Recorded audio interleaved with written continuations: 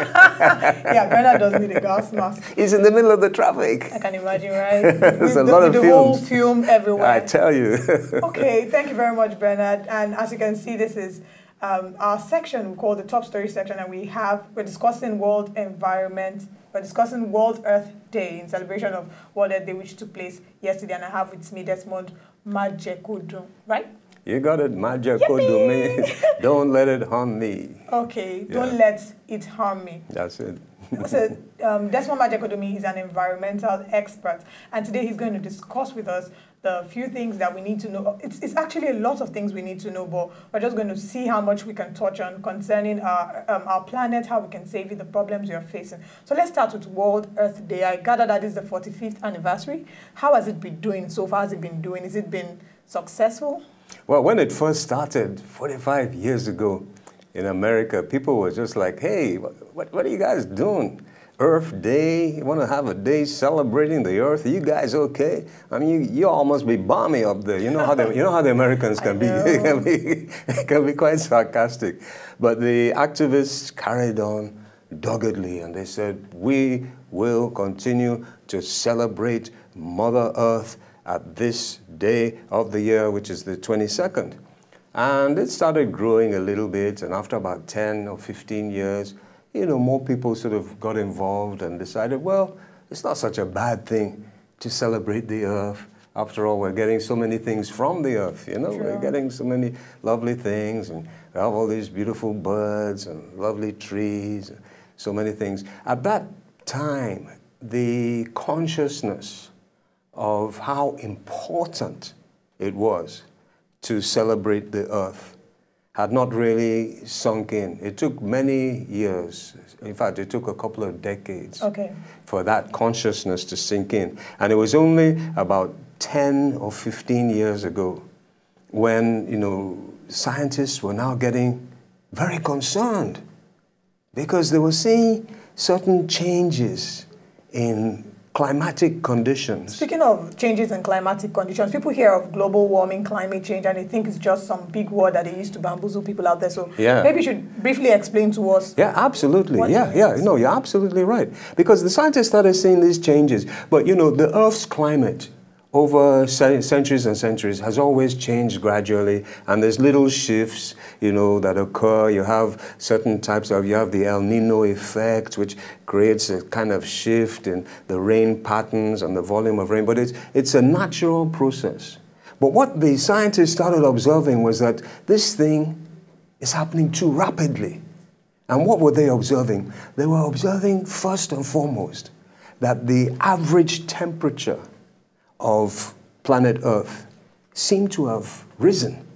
The Earth is like a huge, massive, living organism, and it has its average temperature, just like you as a human being. You have your average temperature, and when your average temperature goes up, you say, I've got a fever, I'm not feeling well. You know that there's something wrong with your body. It's one of the first symptoms of ailment within your metabolic system if your temperature goes up. So the scientists started saying, the average temperature of planet Earth seems to be rising.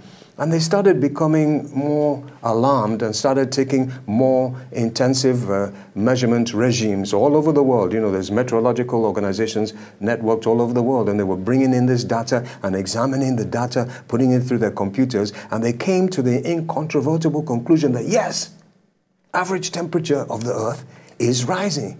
And they now connected this rise to the carbon pollution. Because for the last sort of 150, 200 years, humankind has been putting massive amounts, we're talking of billions of tons of carbon dioxide into the atmosphere. And this has been upsetting the natural ratio of the atmosphere. You see, the atmosphere has what is termed as a greenhouse effect, because of the composition of the Earth's atmosphere with specific gases like carbon dioxide and methane, which are known as greenhouse gases. Specific gases in the atmosphere, they actually trap heat.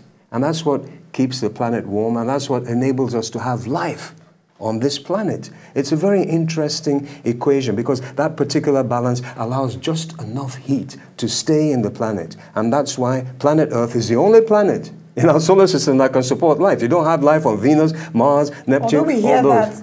we hear that some people are about possibly to move to some Mars. tiny little microbic. They're welcome to go there. I'm happy with my Earth. So the scientists saw that, oh, this temperature is rising.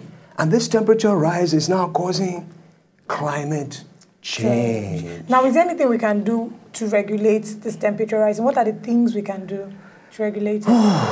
Well, as they say, prevention is better than cure. Absolutely. So if, something is creating ailment in your body, and you know that, okay, this thing is going to give me a fever, just like, allowing a bunch of mosquitoes to bite you, that's going to give me a fever, then I think it makes sense to prevent the mosquitoes from biting you so that you won't become sick. So the first thing is now having identified what is causing the ailment of our wonderful and beautiful planet Earth, the loving Earth that gives us everything that we need for our life. The first thing to do is try to stop that thing which is giving her the fever, which is mainly the carbon pollution.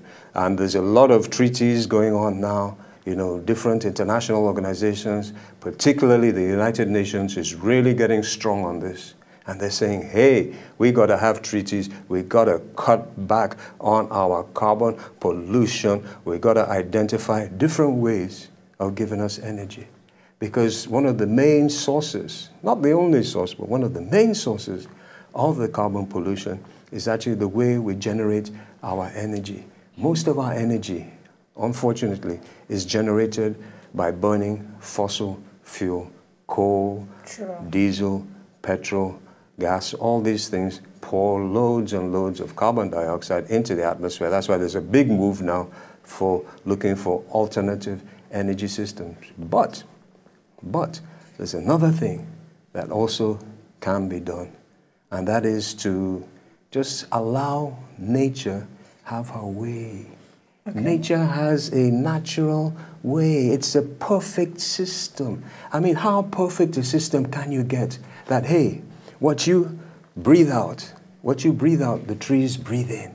So we got to let nature have her way, so regenerate the trees. Absolutely. As many trees as we can. Yes, and that was the big thing for Earth Day. All over the world, people were now planting trees all over the place and regenerating the forest and making pledges that, okay, we're going to protect this forest. And there's an old native Indian saying in America that says, whatever you take from nature, you must always give something back. Okay, I know there's still so much we need to talk about, but because of time constraints, I know that we also have issues like desertation. We have several other issues, overpopulation, that affect our Earth. But I'll just like people hearing these things, there are little things they need to do. I mentioned earlier in my intro, when we started the show, I mentioned things like putting off the light bulb and everything. Just briefly tell us what are the little things, like 4 little things we need to do as individuals. Well, the first thing is just, the first thing has to be your mindset.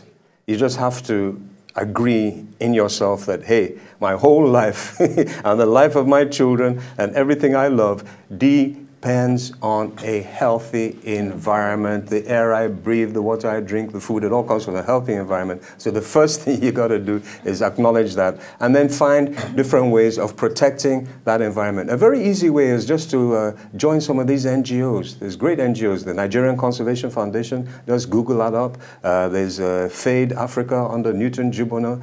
There's ERA. Just join one of those NGOs and find out what you can do. But know that you must do something to protect your life support system. Thank you so much. There's still so much we can talk about. I'm sure from time to time we can bring you over and you'll be willing to lecture us. So thank you very much for joining us. Thank you for learning. We hope you've learned a few things today and we'll continue in a bit. GMNS special standing by.